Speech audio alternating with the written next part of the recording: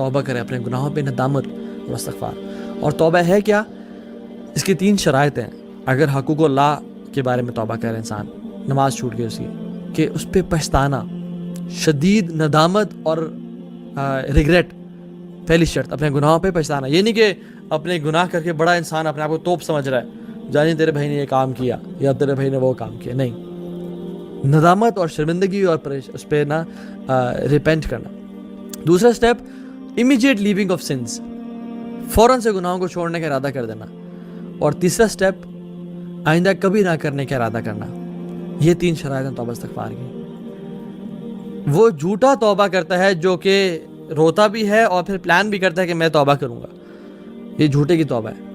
اور یہ جھوٹے کی توبہ ہے جو کہ رو بھی رہا ہے اور استغفار استغفار استغفار پڑھ بھی رہا ہے، یا استغفر اللہ الذی لا الہ الا هو الحی القیوم واتوب الیہ بھی پڑھ رہا ہے اور حرام ریلیشن شپ کو نہیں چھوڑا. یہ جھوٹا استغفار ہے جو کہ استغفر اللہ کی تسبیح پھیری جا رہا ہے لیکن سودی جاب کو نہیں چھوڑا اور گناہوں کو نہیں چھوڑا. یہ شرط ہے گناہوں کی کہ انسان گناہوں کو چھوڑا جائے. ٹھیک ہے، تو یہ سلف صالح کہتے ہیں کہ جو گناہوں کو بھی نہ چھوڑے اور استغفر اللہ پڑھتا رہے، یہ جھوٹوں کے استغفار ہے. امیجن میں آفس کی کھڑکیاں کھول دیتا ہوں اور اے سی آن کر دیتا ہوں، کیا کمرہ ٹھنڈا ہوگا؟ میں نے ساری کھڑکیاں کھول دی اور اے سی آن کر دیا، کمرہ ٹھنڈا ہوگا؟ نہیں. کیوں؟ کیونکہ اے سی کی جس طرح ہوا آ رہی تھی اس طرح باہر جا رہی ہے.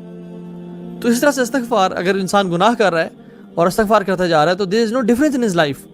گناہ بھی کر رہا ہے اور استغفر اللہ پڑھتا جا رہا ہے. جیسے اے سی بھی آن ہے اور گھر کی کھڑکیاں بھی، دروازے بھی کھلے ہوئے ہیں اور گھر میں کوئی فرق نہیں پڑا. جو مقصد تھا کیا کہ کولنس ہو کمرے میں، ٹھنڈک ہو، وہ اچیو نہیں کر پا رہا. تو استغفار کا جو مقصد تھا کہ انسان اپنے گناہوں کو بخشوائے اور رب کی رضا کو حاصل کرے، وہ انسان نہیں حاصل کر پا رہا کیونکہ وہ اس گناہ کو نہیں چھوڑا. اور گناہ اگر انسان کر لے اور مشکلات ہوں تو پھر کس طرح سے ان کو کم کرے؟ توبہ استغفار سے ان کو ختم کر دے.